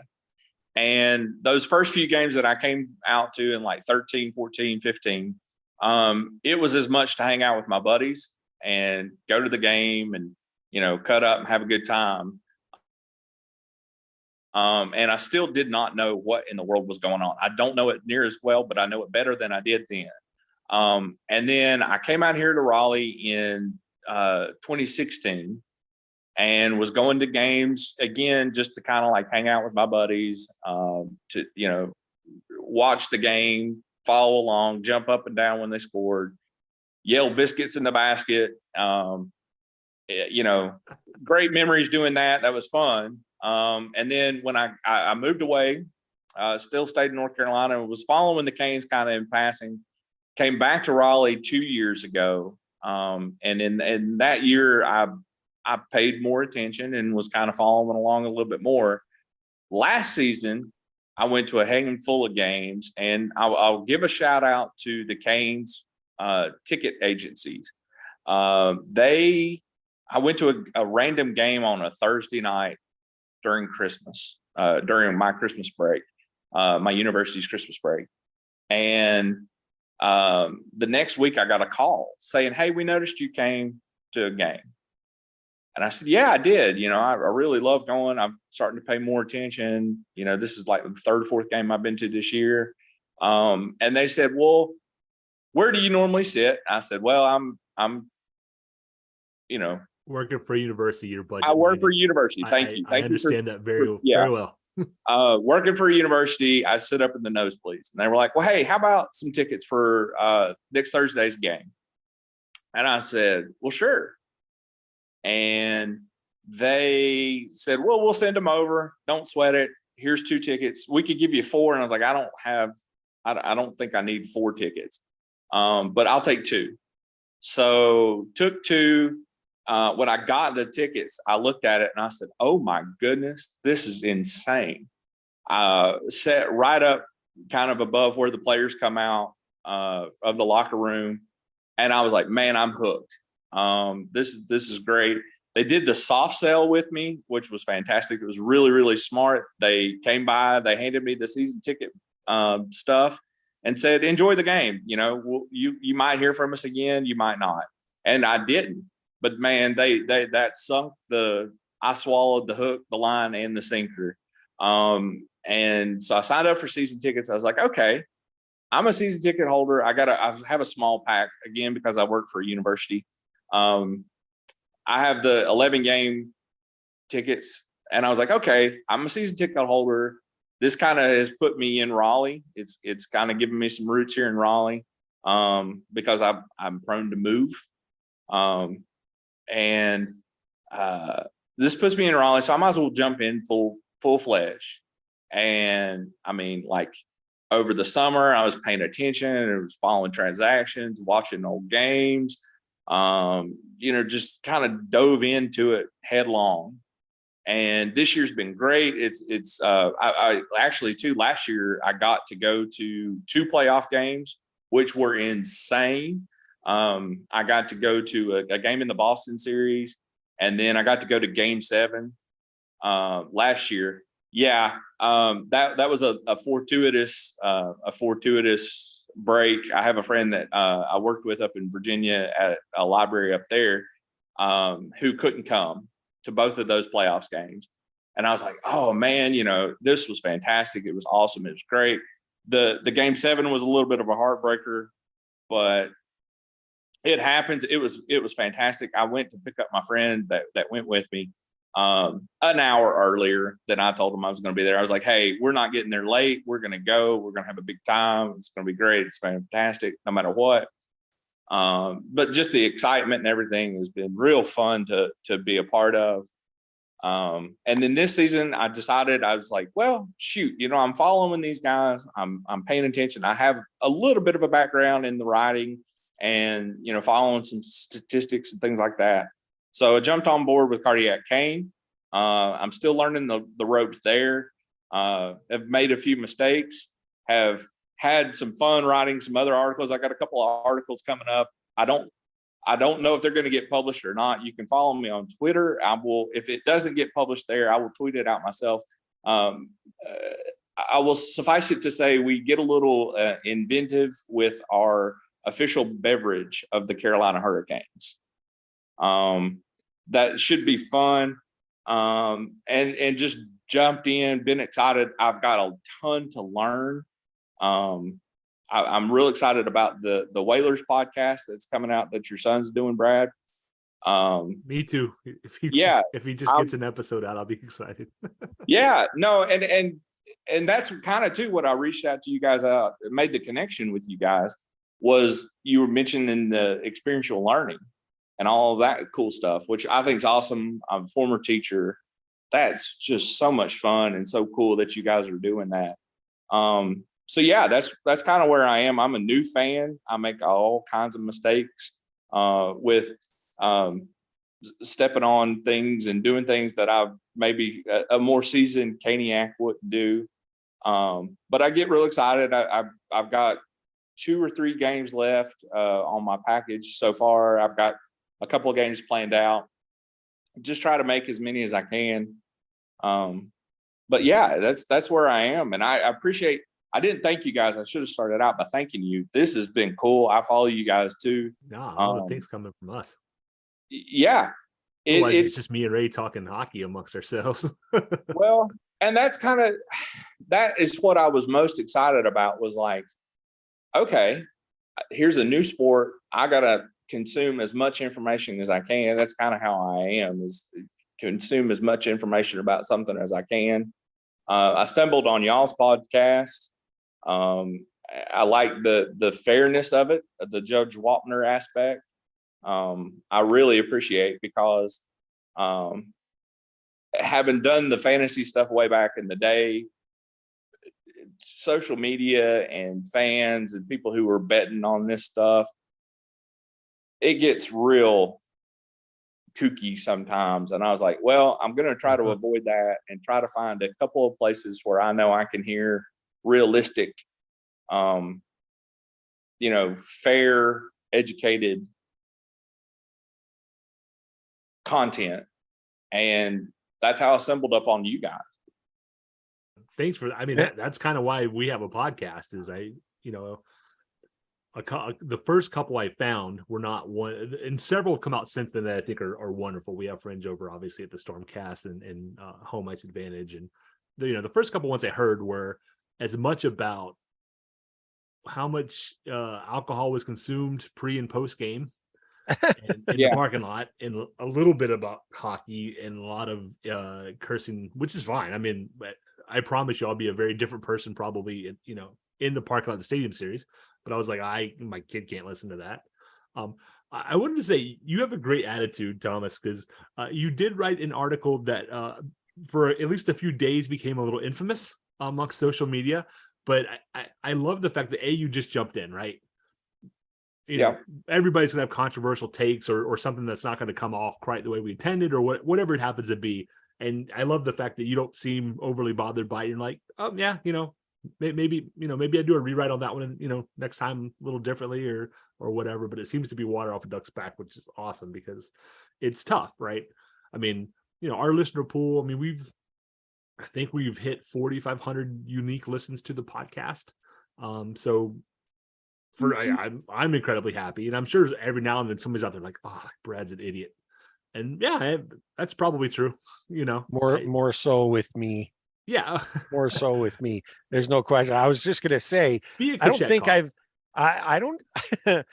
think I've ever heard the words fair and intelligent put associated with me in the same sentence. Thomas, thank you. I could hardly. Oh, I do. I could hardly stand it. It's unbelievable. Like guy here. Be careful. He's done it already. Connection in a webcam. Yeah, you've done it in this podcast, though. You said, hey, the three of us said, oh, these past 3 losses have been great. There's, Skittles and rainbows.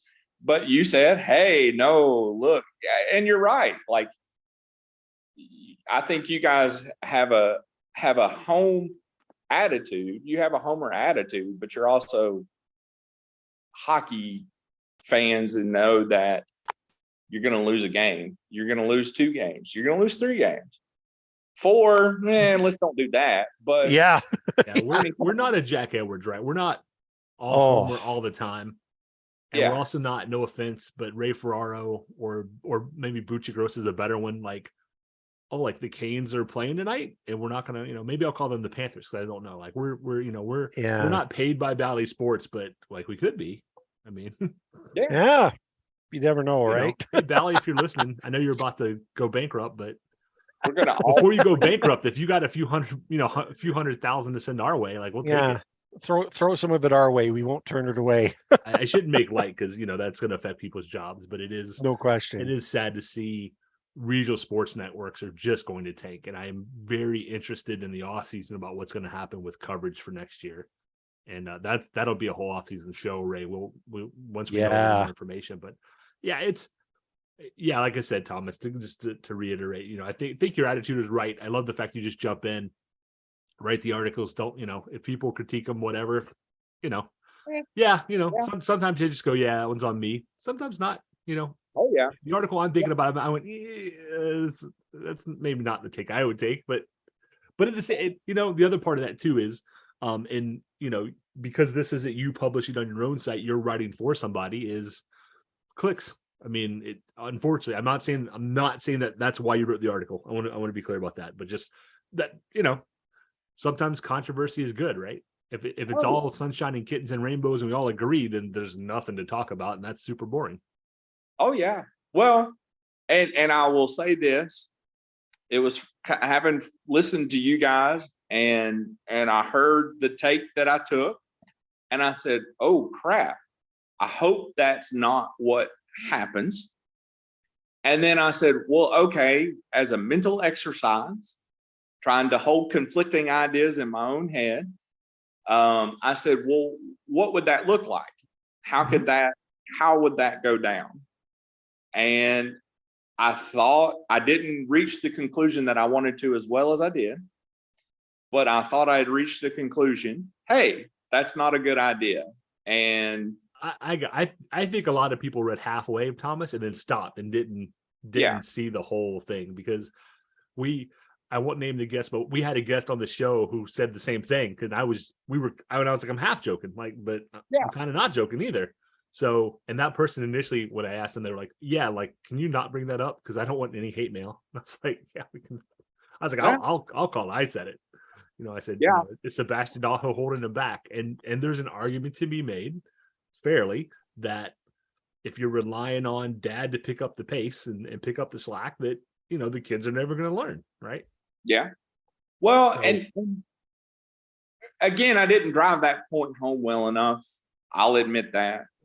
But I think the cool thing, that the awesome thing about the Canes is that they play to where it's just who's up for a good game today. All right, you're in, go for it. Like if you're feeling it, go out there and score 15 goals.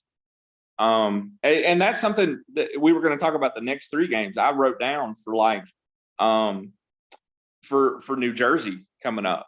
I think that the stall line might be the ones to say, hey, today's our day. We'll go out and we'll hold court. Today's our day. I think with Pittsburgh coming up, I wonder about Seth Jarvis, if he's going to step up. And today, he steps up and says, hey, today's my day. I'll do it. I got it. That's cool. That's fantastic. That's what's really neat as a new hockey person, is to have a whole team mentality. And then you get to see, oh man, Jarvis does this really well, and he's going to do that today. And the stall line says, okay, we're going to come in as what would be deemed on other teams a fourth line, and this is our job, and this is what we're going to do. But then we're going to kick it up a notch and we're going to step into the breach. So that's pretty neat. Again, that was the point I was trying to make. Didn't drive it home, but thank you guys too. I will say this too. Thank you for the opportunity to come on and say verbally what I didn't quite nail down. And you hit the nail on the head. Look, superstars can win games. There is no doubt in my mind that Connor McDavid can win you one game on any given night in the league against any team. Teams win championships. There's a reason Connor McDavid, the best player in the world, who has as a teammate Leon Draisaitl, who is a top 5 player in the world, there's a reason they don't have a cup. Because they have everything else that they have on their team. And they don't have an excellent team. They have a good team. They have maybe even a great team, but they do not have an excellent team. So I think you're 100% correct. It's who, next man up, and it's not letting ego get in the way. Tavo's been, was demoted. He's not playing with Aho and Jarvis right now. Patches was up last night, and I don't see Tavo out there wallowing in misery, and you can't really tell. Like look at him. No, he doesn't. It's like, he's not smiling, but that's normal, so that's okay. but the guys seem to look at it that way, right? KK is thriving on the fourth line, and I wonder if some of the pressure of having to be the second center was he was just gripping a stick too tight. He was doing the things, right? I mean, Svech and Necas were scoring. He was doing all the things. He just wasn't getting the points for it. But he looks more relaxed at 4C. Not that he can't play 2C, or he can definitely play 3C in my opinion. But it's just one of those things, like, this is where I fit in. I'm a round peg in a round hole. And if everybody does their jobs, we got something special here. So yeah, and 100%. And I looked at KK just very quickly, and I've said this before, Brad, where there are so many things that players do on the ice that don't get onto the score sheet. Frankly, I think it's why analytics were created. It was to somehow put a number to those thought of things that players can do that make them valuable. You know what I mean? They're trying to quantify all of these things. And it's just, I look at KK, and I associated his being the center of that line with Necas and Svechnikov. He didn't have to be on the score sheet. He was creating space. He was digging hard in the corners and creating opportunities, and essentially mayhem is what it was part of. And it frees up the space for these uber talented players to show their stuff. And so, I mean, that I look at analytics as them trying to quantify the things that we see with our eyeballs that never show up on the regular score sheet. And he was doing fine. I have no issues really with KK at all, because he's playing well through 100%. And through. And as far as Thomas, as far as missteps and stuff, that's what everyone does when they first start out in anything. You know what I mean? Like a carpenter is not building a mansion on the very first thing, and he's certainly slamming his thumbs with the hammer while he's doing it. You know what I mean? Like, this sort of thing happens. You become everyone makes mistakes. Like guys like me and Brad, we stick our foot in our mouths all the dang time. So this is not anything to be concerned about. You're doing great. And I love the work. But the one thing we kind of let you pass on, you said that you were, you're starting out brand new. Who's your guy? Who's your guy? So I'll tie back in with the hustle aspect. I love Jalen Chatfield. Because I lucked into a good seat against Nashville. And man, I was tired watching him. Because I think he's got that hustle. I like Martinook for the same reason. He's got that hustle. My first guy was Ethan Bear last year. He was just, to me, he was really cool. He had that hustle. I liked Steven Lorentz last year too, because those, as a new guy, I'm like, okay, yeah, I could be an Aho fan. I could be a huge Fetch fan. I could be those guys. But if I'm going to be new and impressionable, I'm going to pick the ones that people don't like and see, or excuse me, not don't like, but they're not the most popular. I'm going to see what makes those guys good enough to be playing in the NHL. And like, okay, I'm going to pick a defenseman to be my favorite player. Like if I'm going to get a jersey, it's probably going to be Chatfield. Just A, to kind of take a different take on it, and B, just figure out what the heck a good defenseman does in the NHL as a new hockey fan. Maybe that's just weirdly wired up in my brain, but that to me is like, hey, let's get down into the nuts and bolts and the engine part of the car, the body work, the Ahos and those guys is cool, but let me see how this thing ticks. And so yeah, Chatfield, Martinook, I liked him. I loved him. He was kind of my first introduction. But yeah, Chatfield's one of my, and then I do have to say I'm a big Kuchi fan, a big Pyotr Kuchekov fan. That's really exciting as a new fan. It's really exciting to see how he plays. I've heard him described as kind of an old school goalie, and if there's anything that I am, it's kind of old school. So I will be all about something that if somebody says, "Oh, that's the old school way of doing things," that's where I'm going to pay attention. He definitely is shades of Urbe and Hasek and some of those guys. Oh man, yeah. Chatfield's a great pick. Chatfield is my new up and coming. You know, having met him last year, I got the jersey just last week.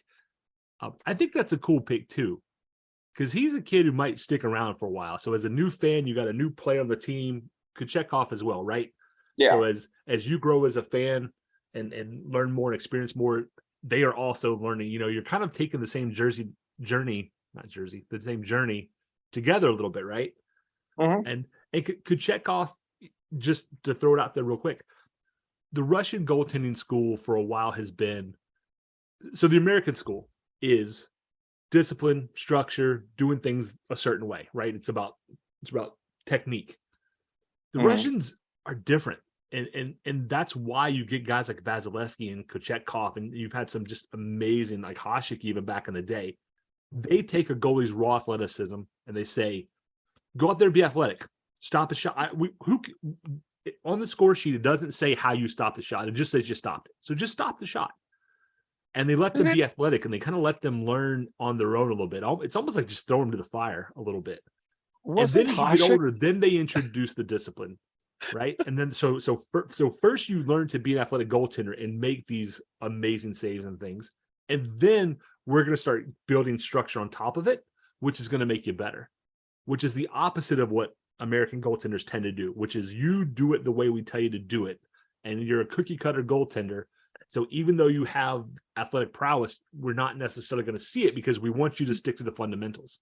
And that's why Russian goaltenders are fun to watch. So if you've never noticed that, that's why. It's purely in the way that they train.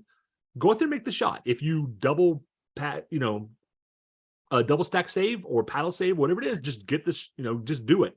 Once you become comfortable, have some confidence, then we'll teach you how to do it a different way. What's up, Brad? I've got to put an ultra fine point on what you just shared, and it highlights it perfectly.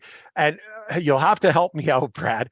Wasn't Hasek the very first goaltender that you noticed who would every now and again do a header with the puck?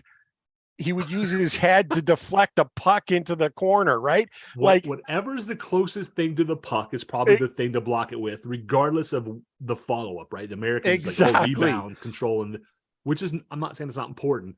I'm just saying Russians are taught, if you stop 40 of 40 shots, why do we care how you do it? Yeah. And it's always great for highlights, but that's just that ultra fine point, right? Like the athleticism and doing it your own way. I mean, that's why everyone refers to Kochetkov as, man, that's Hasek through and through. You know what I mean? Like, you think back into the history of those things. It's fantastic. Brad, you are absolutely great, but I'm That's lighting why up. Kochetkov goes out and gets that massive poke check a few weeks ago. Yes. And why Westwood fails and Yeah. is the, I think, the number 2 clip on Dangits this week. Yeah. That's why, because Kochetkov that's just what he does. It was so funny. Oh my gosh. I'm loving this. This has been an absolutely fantastic episode. I mean, I'm gonna call this a double episode, Ray. We're the hitting double. 2 hours. We're gonna call We this a double are. episode. It is. That It sounds is. fancy for all of our 0 sponsors. Yeah. But you know what? It was fantastic. And we said it last week that there's always room for more in the storm cellar. And we proved it immediately this week. You took it to heart, Brad. When I said it, you made it happen. We have guests every week until the last week of the season. And that, I think, is actually going to be Moose a Million from Twitter is going to be our final regular season guest. Wow. So, this is so awesome. We had people in the pipeline, and he said, hey, if you want to talk hockey, let's do it. Cause we've had we've had 500, 400 people join in the last few months. Wow. And had a tremendous, we're not going to get everybody in, obviously, but we have plenty of content for season 4, plenty of guests for season 4. Are you guys going to get I saw on Twitter, the guy that does the jerseys. That'd be that would be a perfect person to have on, right? Yeah, that'd be awesome. I mean, I don't want to put you on the spot, but I caught that thread and said, oh man, that'd be kind of cool to see, like somebody who works at PNC, how they viewed the team and we have a couple of old school Whalers fans. We have a Reformed Bruins fan. I think the tweet is set to go out tomorrow, so I'm going to announce it a little early, Ray. Okay. For the Stadium Series, so our last episode before the Stadium Series game on February 12th, I think it is, our guest is going to be Mike Solarte. Wow. So Thomas, for New Hurricanes fans, when the Hurricanes came to town in 97, Mike Solarte was a sports guy in Raleigh. He was the only guy in Raleigh who had played and knew hockey. So he was the one voice of reason amongst a bunch of North Carolina basketball, football, sports guys trying to learn hockey on the fly, some of them failing miserably. Morgan Patrick, if he ever gets wind of this, was one of the few that I liked, because he would tell you, I'm a basketball guy. That's what he was. And he would say, I don't know hockey, but I'm going to do my best, and I'm going to learn from those of you who know hockey, and I'm going to learn from you. And Morgan Patrick hosted the Aftermath for many years. And I always respected him because he would tell you flat out, I don't know hockey, but I'm going to try. There is his station manager was Adam Gold. My thoughts of Adam Gold have softened over time, because Adam Gold was the opposite of Morgan Patrick. And Adam Gold would be like, oh, this is what I think. And he'd be like, yeah, but you're really, really wrong. So I can't really listen to you. But, hey, that's 25 years ago, right? But yeah, Mike Solarte, I think he's in Charlotte now. Mike is going to be our guest. That is so cool, I think, for old school Caniacs. They're going to be Mike Solarte, that's a name, that's a blast from the past. It is. And, but he's looking forward to it. So we're going to have Mike on to do our Stadium Series preview. So that episode, for those of you who are interested, newer fans who might be interested, old fans who might want to reminisce, I have a feeling we're going to talk a lot of early 2000s and late 90s Hurricanes hockey, in addition to Stadium Series. I bet Mike's going to have some cool stories. He's going to have some great stories, and I cannot wait. So excited. Thank you both to James Connolly and to Thomas Baker. The both of you have just made this show so much better. Thanks for being love flexible having with my snafu. You know what? And it was just so great to have you both on. James, thanks you so much. You were great. You were great right off the top, diving right in. I love your frames of reference as far as international. That's what this program is all about. our program is about bringing fans from all over the world, not just the players. We want the fans too. So James, that was a very poignant statement and one of the We're best an that we've international had. broadcast, actually, Mr. Canadian, sir. Oh, Never there you really go. thought of that. We are. Never, We are, never- and we're never huge put in two and two Finland, I together hear. for 3 years. We're big. I'm a little slow. David Hasselhoff. We're big in Germany. Exactly. James, thank you so much for joining us. We're going to James. thank you individually you, because, Thomas. James, you were great. Thank you so much for having me. Thank you so much for having both of us. It's been a pleasure. And you too, Thomas. Let's get you promoting yourself here. Give yourself a plug. That's what we're all about too. If you're in the industry in some way, shape, or form, we let you plug yourself. So fire away. Just throw out your Twitter user. Yeah. So I am out on a branch on Twitter. And so I do write for the Caniac Canes. Somewhat unsuccessful, somewhat successful. We do have a couple. I said, okay, maybe talking trades is not my thing, so I'm gonna get creative, and we're working on an article right now, like I said, about some creative uses for our favorite red punch that is the official beverage of the Carolina Hurricanes. If we can get that article out, it'll be out soon.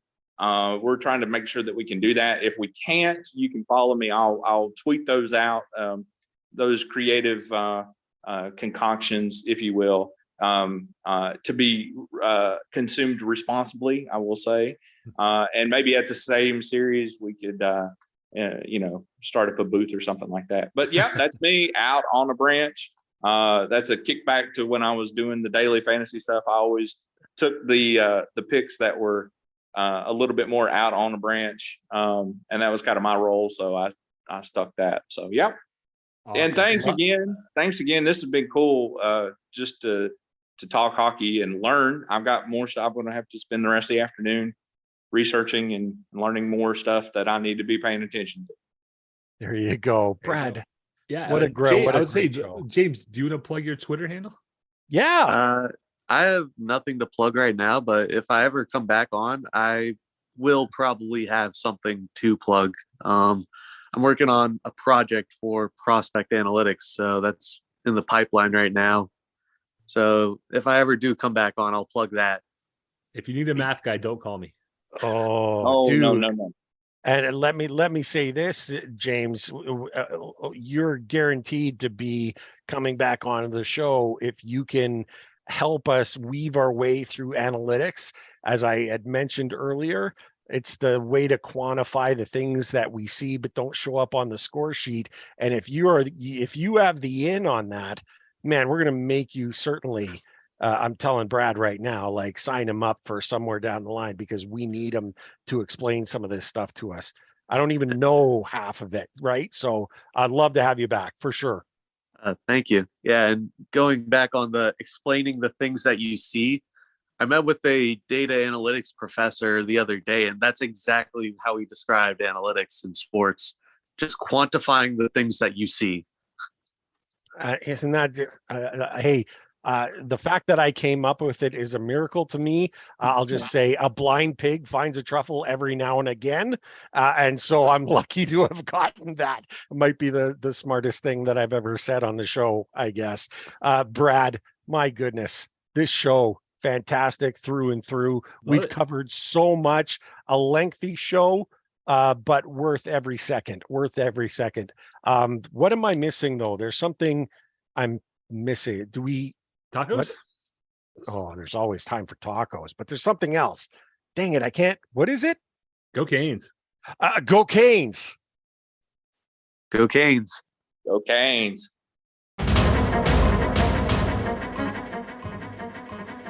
Thank you everyone for tuning in. Ray and I greatly appreciate your support in helping us produce an informative and fun podcast. As always, we'd like to say that we believe hockey is for everyone. Whether you're a Caniac or a bunch of jerks, doesn't matter, as we're just a couple of jerks anyway.